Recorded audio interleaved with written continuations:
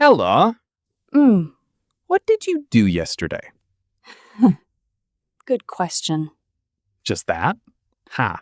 Good question?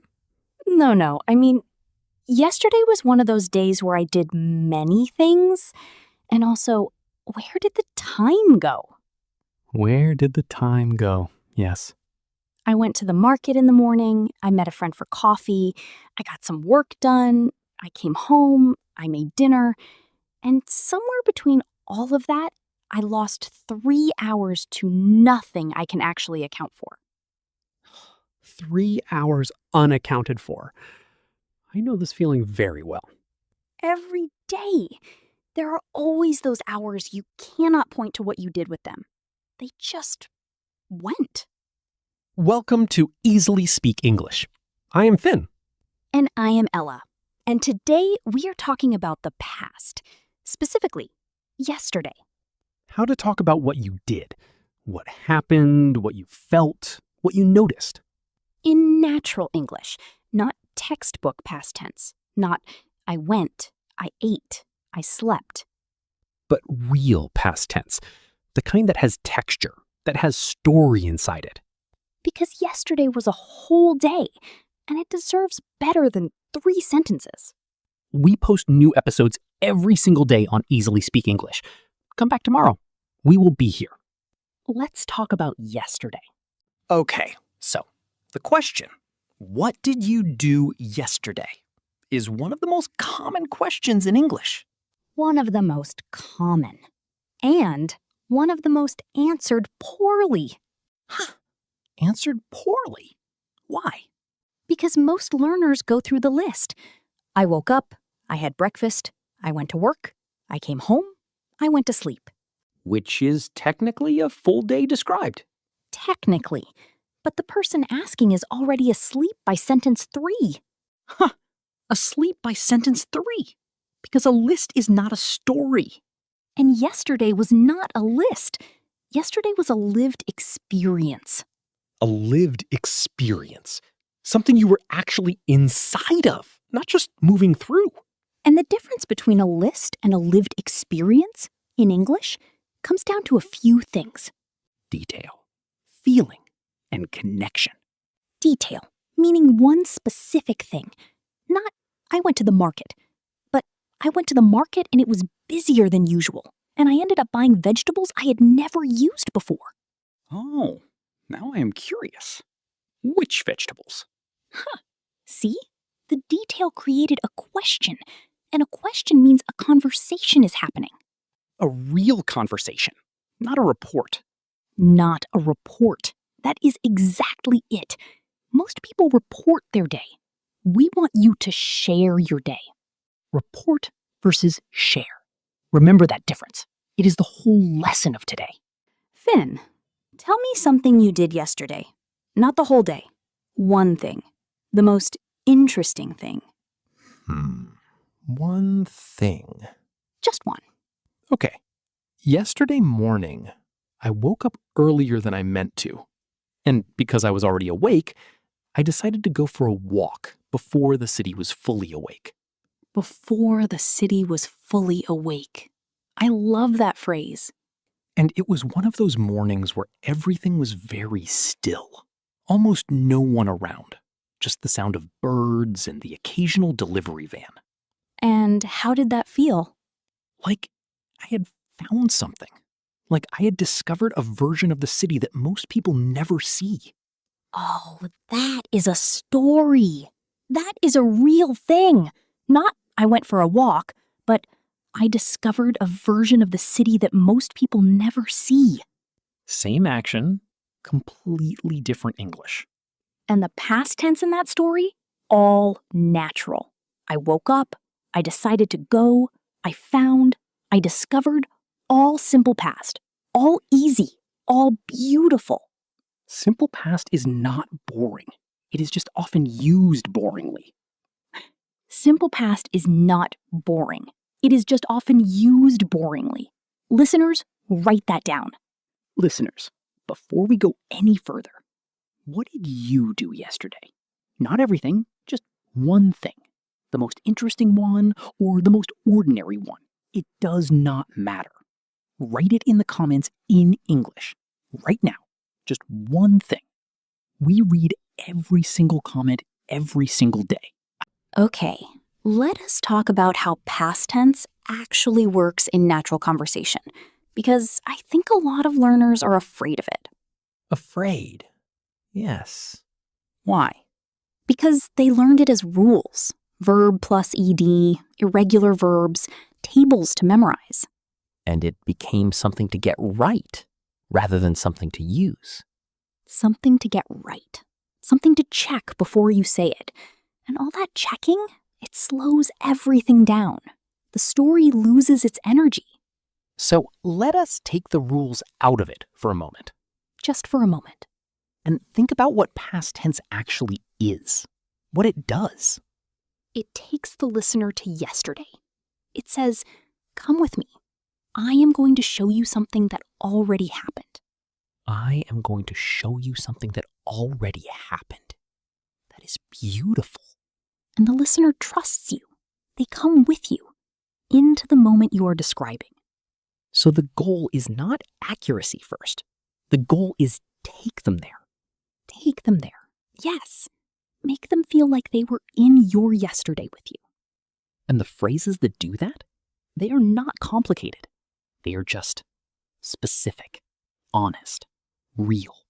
Specific, honest, real.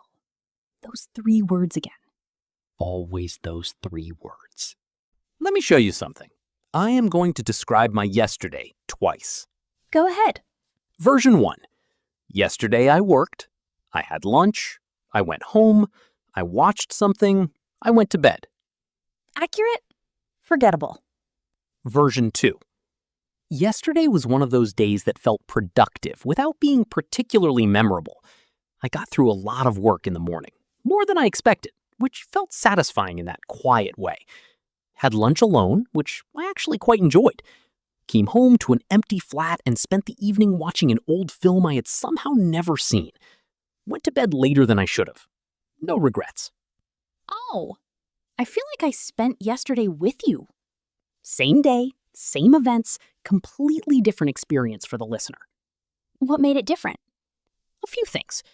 More than I expected, which added surprise, which felt satisfying in that quiet way, which added feeling. I actually quite enjoyed, which added honesty. No regrets, which added personality. Personality.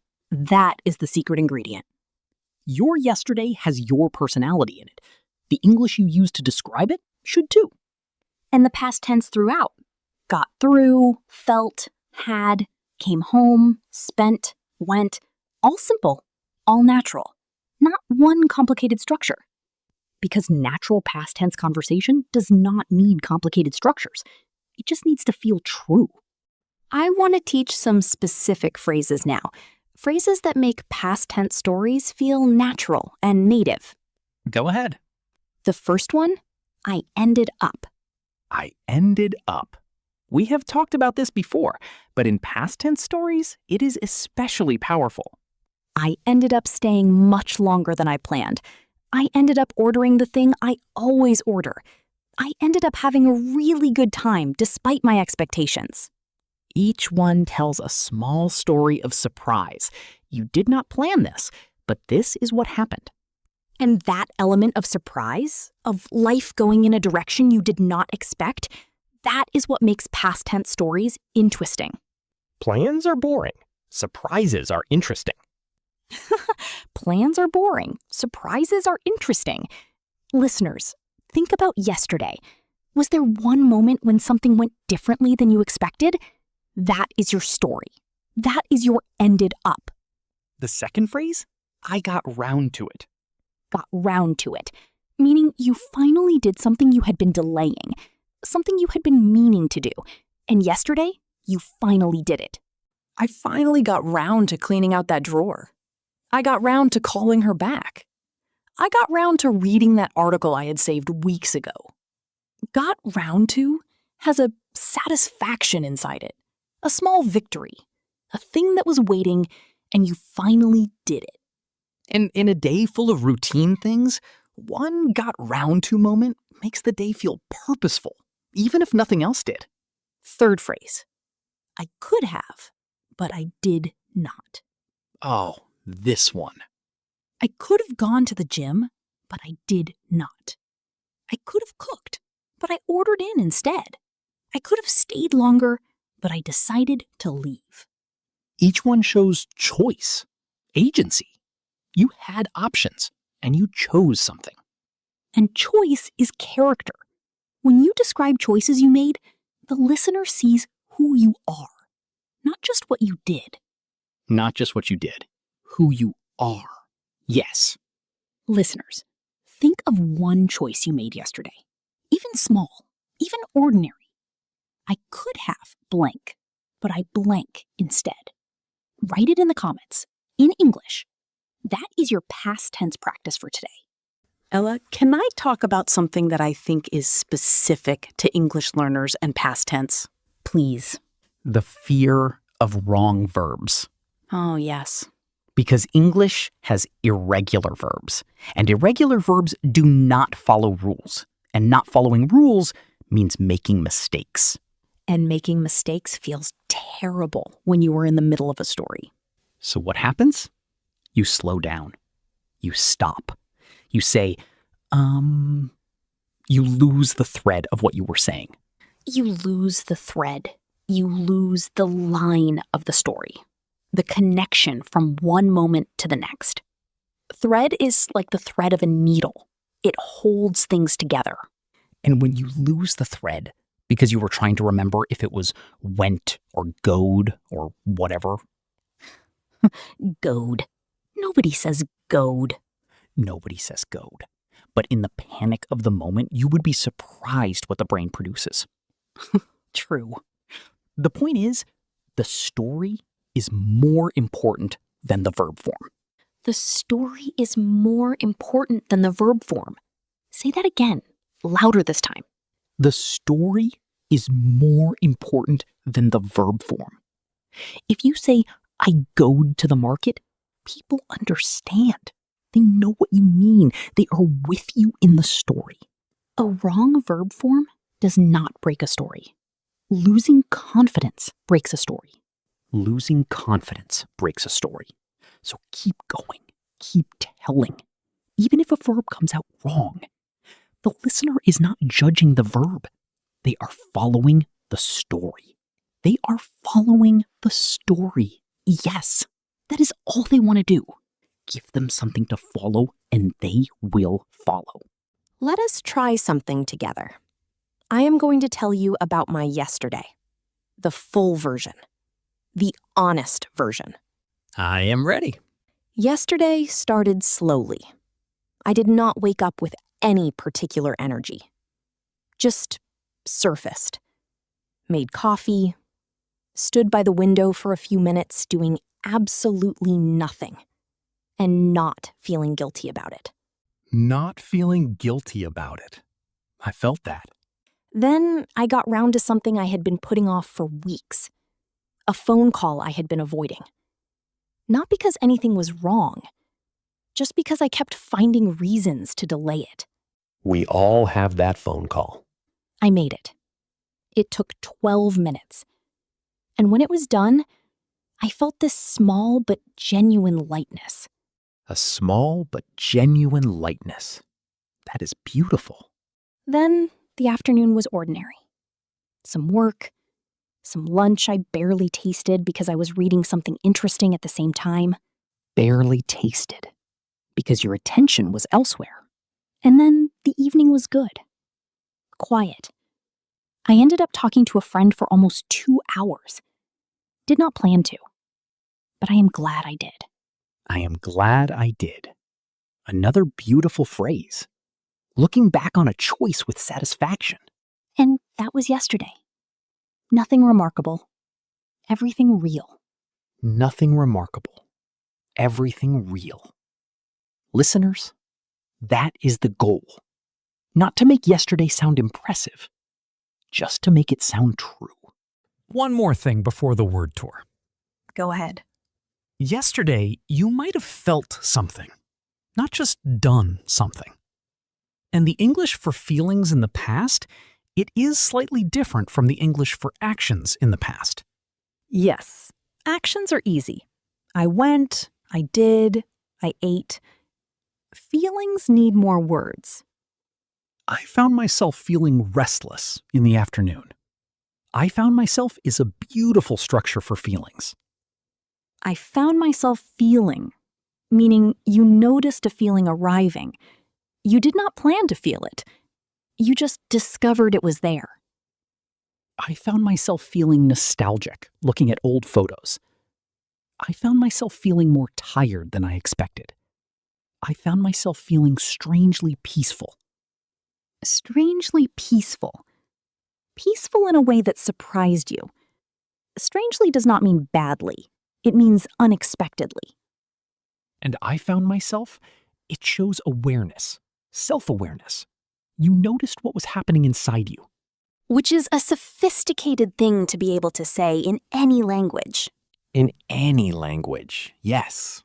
So add feelings to your past tense stories, not just actions. What did you do? And what did you find yourself feeling while you did it? That combination, action plus feeling, that is what makes a story feel lived in. Lived in. Like a home that someone actually lives in. Not a show home, a real one.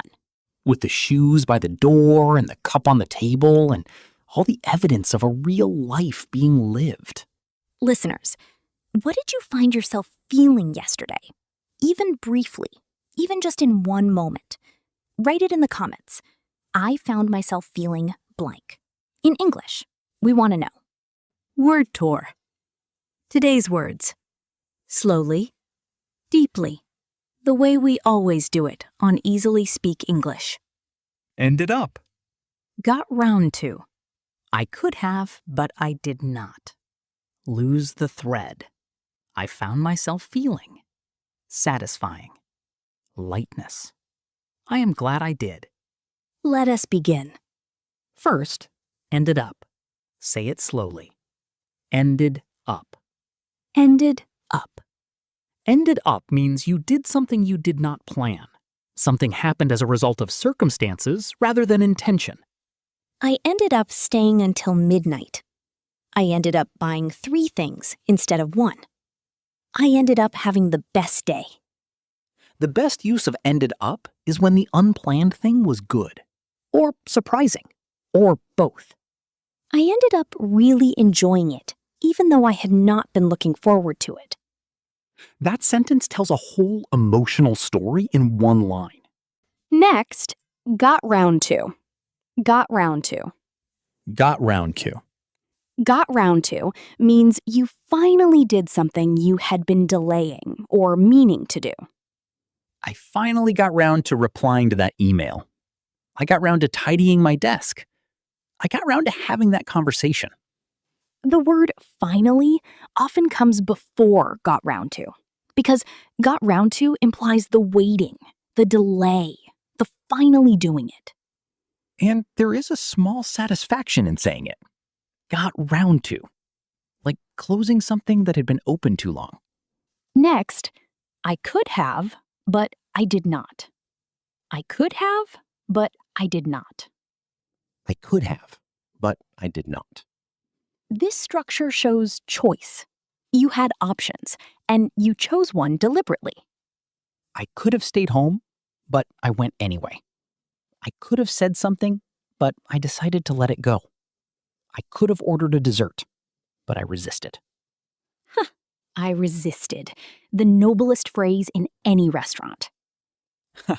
And each I could have, but I did not shows the listener who you are, what you value, what you decided.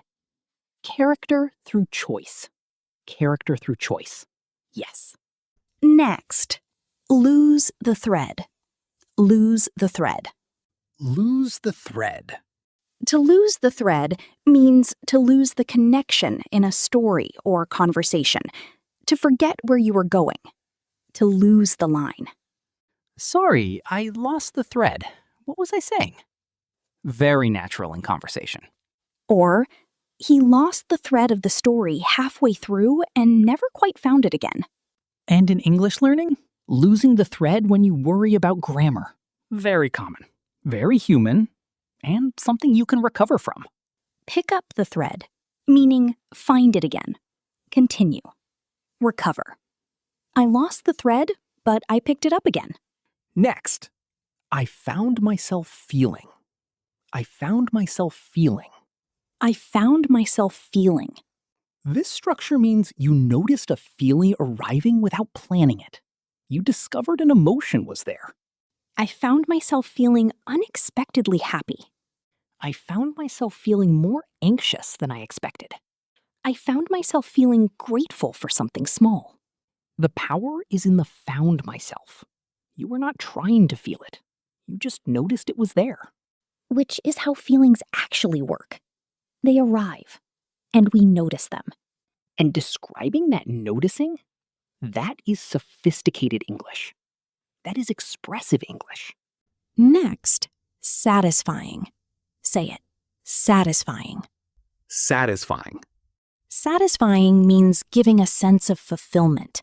Not exciting, not dramatic, just the quiet feeling that something was right, worth doing, complete. That was really satisfying. I find this kind of work genuinely satisfying. There is something satisfying about finishing a task you have been avoiding. Satisfying is a quiet word. It does not shout. It just sits there and feels true. Sit there and feel true. That is a beautiful way to describe a word. Thank you.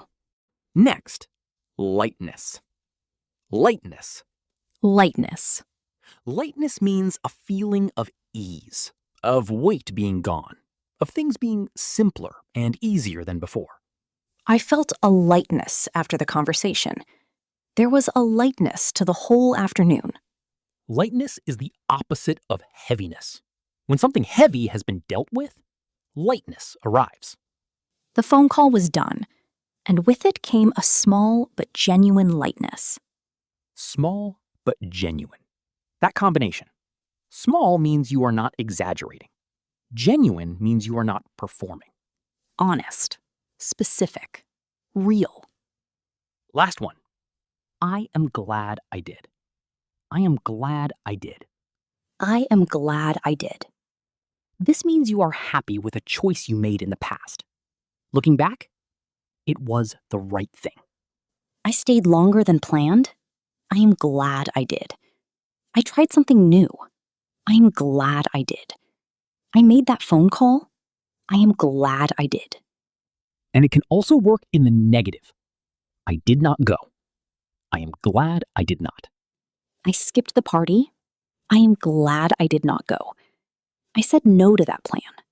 I am glad I did not say yes. Both versions show wisdom. You made a choice, you look back on it, and you are at peace with it. At peace with it. That is the feeling. Not triumphant, not relieved, just at peace. Today's words. Ended up. Got round to. I could have, but I did not. Lose the thread. I found myself feeling. Satisfying. Lightness. I am glad I did. For practice, describe yesterday in 3 sentences, using any of today's phrases. Just 3. Make them specific, make them honest. I ended up blank. I found myself feeling blank, and I am glad I blank. 3 sentences. Your yesterday. In English. In the comments. We read every single one, every single day. Finn. What do you think yesterday will feel like when you look back on it in a year? That is a big question for a Wednesday morning. It is. Honestly, I think it will feel like nothing.